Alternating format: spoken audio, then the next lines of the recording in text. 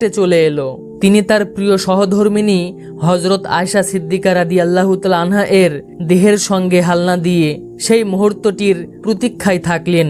সেই সময়ে তার চেহারা মোবারক কখনো পাণ্ডুবর্ণ, আবার কখনো লাল বর্ণ ধারণ করছিল। অনুচ্চ স্বরে তিনি একবার বললেন, মহান আল্লাহ তাআলা ছাড়া আর কোনো মাবুদ নেই, মৃত্যু অবশ্যই কষ্টকর। এই সময়ে হযরত আয়েশা সিদ্দিকা রাদিয়াল্লাহু তাআলা আনহা এর ভাই হযরত আব্দুর রহমান রাদিয়াল্লাহু তাআলা আনহু একখানা নতুন মেসওয়াক নিয়ে হাজির হলেন। নবী করিম সাল্লাল্লাহু আলাইহি ওয়াসাল্লাম মেসওয়াকটির প্রতি এক দৃষ্টিতে তাকিয়ে থাকলেন। এটা লক্ষ্য করে হযরত আয়েশা সিদ্দিকা রাদিয়াল্লাহু তাআলা আনহা বুঝতে পারলেন নবী করিম সাল্লাল্লাহু আলাইহি ওয়াসাল্লাম মেসওয়াক করতে চাইছেন। তাই তিনি মেসওয়াকখানাকে নিজের হাতে নিয়ে চিবিয়ে নরম করে নবী করিম সাল্লাল্লাহু আলাইহি ওয়াসাল্লামের হাতে দিলেন। নবী করিম সাল্লাল্লাহু আলাইহি ওয়াসাল্লাম অবিকল একজন সুস্থ মানুষের মতো মেসওয়াক করলেন। ফলে তার উজ্জ্বল রত্ন রাশি আরো ঝকঝকে হয়ে উঠল।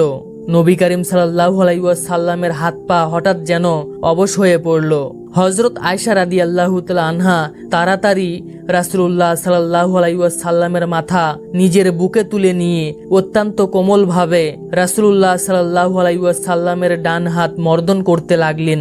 নবী করিম সাল্লাল্লাহু আলাইহি ওয়াসাল্লাম এই সময়ে আকাশের দিকে তাকিয়ে তাসবিহ তাহলিল পাঠ করতে শুরু করলেন। পরপর 3 বার তাসবিহ তাহলিল পাঠ করার পর নবী করিম সাল্লাল্লাহু আলাইহি ওয়াসাল্লামের নয়ন মোবারক আপনা আপনি বুজে এলো এবং তার পবিত্র রূহ তার পবিত্র দেহপিঞ্জর হতে বের হয়ে তার পরম এবং চরম বন্ধু মহান আল্লাহ তাআলার শাহী দরবারের দিকে চলে গেল।